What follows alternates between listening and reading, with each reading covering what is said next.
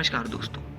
तो मैं आपका दोस्त वापस से आ चुका हूँ एक नई वीडियो लेकर। तो वापस हमेशा की तरह ये एक हॉरर स्टोरी है। तो वापस बिना किसी नौटंकी के स्टार्ट करते हैं स्टोरी।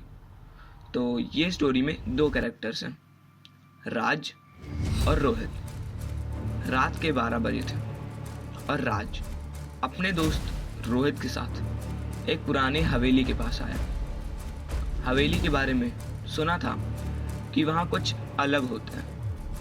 लोकल लोग कहते थे कि हवेली में एक औरत का भूत रहता था जो हर रात एक नई बलि लेता था, मतलब लोगों की बलि चढ़ाता था। जैसे जो भी वहाँ आता था तो वो लड़की, मतलब उस औरत का भूत, उसकी बलि चढ़ा देता था। तो राज और रोहित बस मजाक करते हुए डेयर को फेस करने आए थे। हवेली का दरवाज़ा पुराना और किटकिट करता हुआ था, मतलब आवाज़ करता ना वैसे।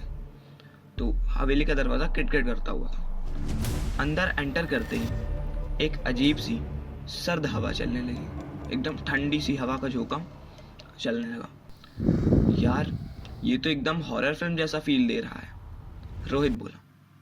राज ने हंसते हुए कहा, चल ना, ये सब सिर्फ कहानियाँ हैं, कुछ नहीं होता। ऐसे करके राज ने हंसते हुए रोहित से बोला।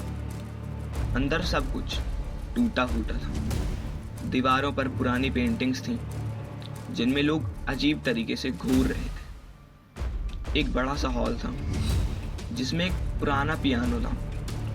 उस पर धूल की एक मोटी लेयर थी। चल एक फोटो लेते हैं, राज बोला और अपने फ़ोन का फ्लैशलाइट ऑन किया।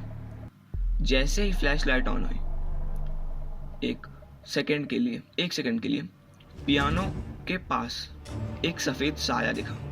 मतलब पियानो के पास एक सफ़ेद साया सा दिखा, मतलब बहुत ज़्यादा क्लियर नहीं दिखा, वो बस सफ़ेद साया दिखा, फिर तुरंत गायब हो गया। देखा तूने? रोहित डर से बोल उठा। क्या? राज ने मुस्कुराते हुए पूछा। कुछ नहीं, शायद मेरी आंखें धोखा दे रही हैं, रोहित बोला, लेकिन उसका चेहरा साफ डर दिखाता था। दोनों थोड़ा और अंदर गए। एक छोटी सी रूम थी जो लॉक्ड थी। रोहित ने कहा, इसे मत खोलना यार।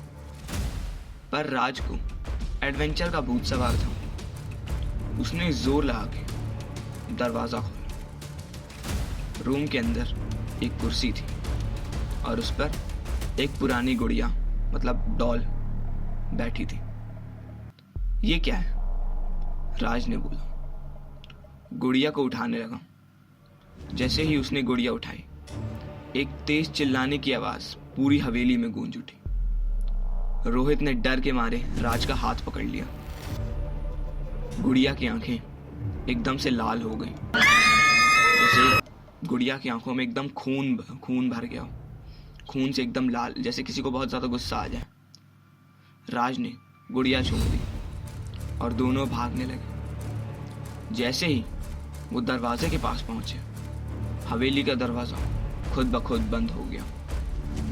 एक औरत की हंसी उन्हें पीछे से सुनाई दी। रोहित ने मुड़ कर देखा।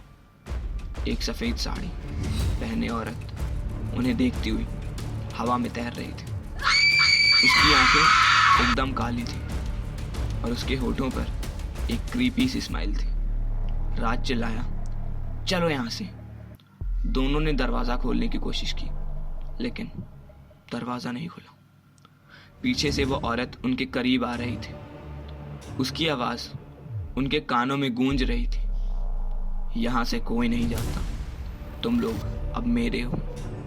रोहित की चीख हवेली के हॉल में गूंज उठी, लेकिन राज चुप था। हवेली के बाहर लोगों ने अगले दिन से एक ही चीज़ देखी।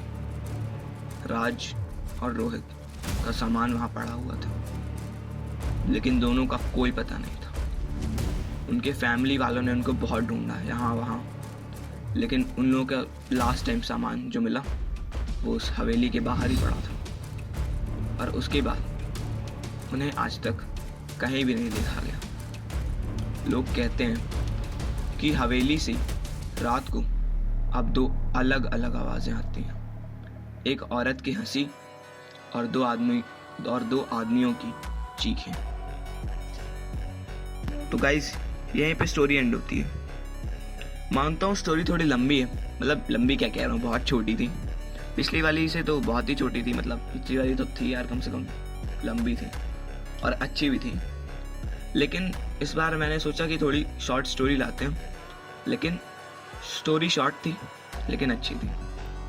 तो इससे हमें ये मॉरल ऑफ द स्टोरी क्या, हाँ मतलब moral of the story, teacher बनने की कोशिश कर रहा हूँ, लेकिन हाँ मॉरल ऑफ द स्टोरी ये है कि हमें कभी भी एडवेंचर के चक्कर में, हमेशा नौटंकी के चक्कर में कभी भी कहीं भी नहीं जाना चाहिए।